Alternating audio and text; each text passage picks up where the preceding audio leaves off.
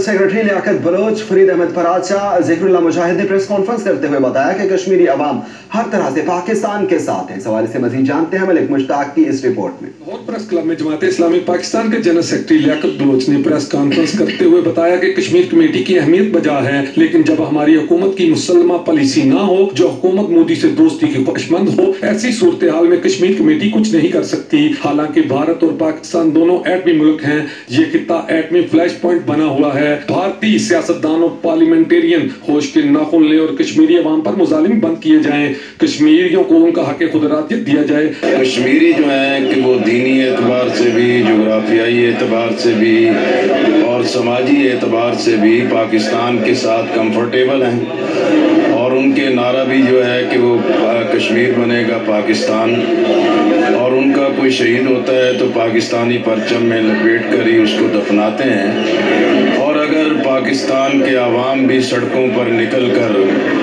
उनकी हमायत करते हैं, यकजहती का इजहार करते हैं, तो इससे आदमी ज़मीर को भी झंझोड़ने के मौके मिलते हैं। दुनिया भर के अंदर फैले हुए पाकिस्तानी और कश्मीरी वो उनके साथ है, उनके कदम ब कदम है, उनके दिल की धड़कनों के पास है।